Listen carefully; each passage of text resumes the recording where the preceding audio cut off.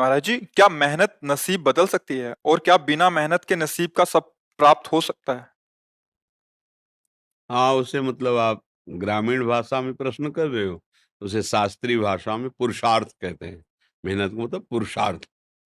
अगर प्रबल पुरुषार्थ है तो बुरे प्रारब्ध को मिटा सकता है और नवीन सुख सामग्री को सजा सकता है।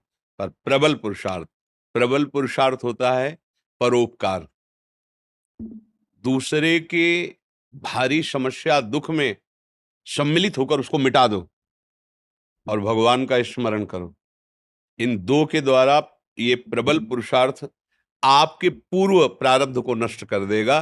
जैसे मेहनत बहुत करते हैं और लाभ बहुत कम प्राप्त होता है, और बहुत कम मेहनत करते हैं बहुत ज्यादा लाभ प्राप्त होता है। ऐसे व्यक्ति देखे जाते हैं कि जिनकी दिनचर्या में मतलब भाग्यवश केवल धन आ रहा है, कोई मेहनत नहीं। और एक आदमी है दिन भर मेहनत करता है, 400-500 रुपया, वो भी पूरे परिवार को ठीक से पूरा भोजन वस्त्र पढ़ाई लिखाई सब नहीं कर पा रहा।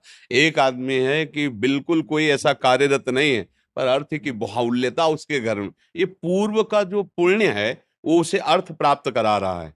वर्तमान में वो पुरुषार्थहीनता दिखा रहा है। तो जब तक प्रारब्ध भोग है पुण्य का तब तक चलता रहेगा। अब एक है वर्तमान में बहुत पुरुषार्थ कर रहा, मेहनत कर रहा है, लेकिन पूर्व का पाप उसे आगे नहीं बढ़ने दे रहा। अब पहले पीछे का जो पाप है उसे नष्ट करने वाला पुरुषार्थ बने। वो दो प्रकार से होता है। परहित सरिस धर्म नहीं भाई।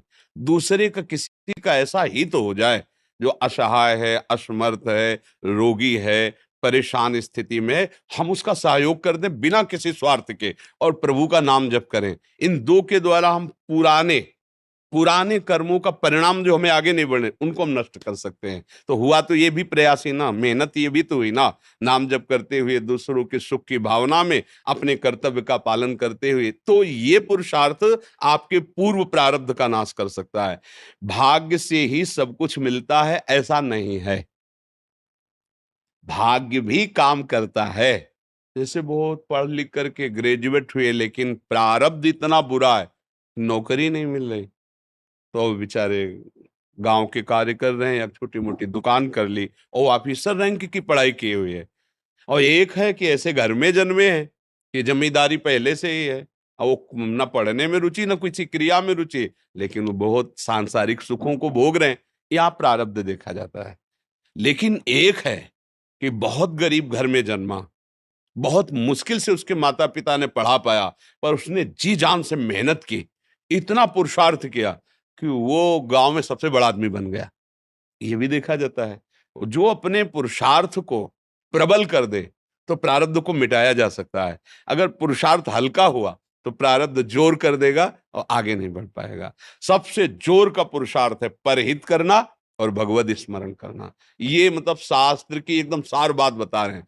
जिसको संसार में सबसे जल्दी उन्नति प्राप्त करनी हो, ये दो बात पकड़ ले। भगवान से मनावे कि कभी किसी की सेवा का अवसर हमें दीजिए।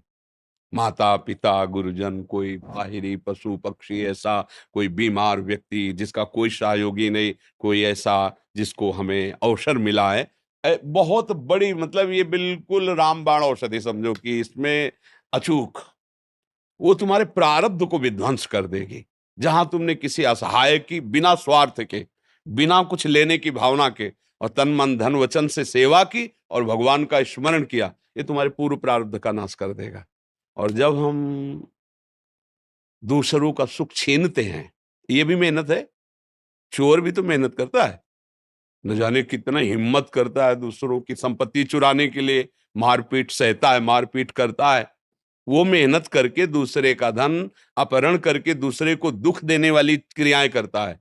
तो उसकी ये मेहनत, उसके पूर्व के पुण्य जो जमा है आगे सुख देने वाले, उनका नाश प्रारंभ हो जाता है।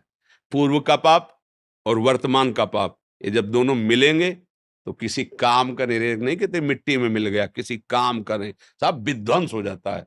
इसलिए सदाचरण करो। और ये अंदर की बात कह रहा हूं, हृदय की, दूसरों को सुख पहुंचाने की भावना ले आओ और नाम जप करो, जय को प्राप्त हो जाओगे। परहित सरिस धर्म नहीं भाई।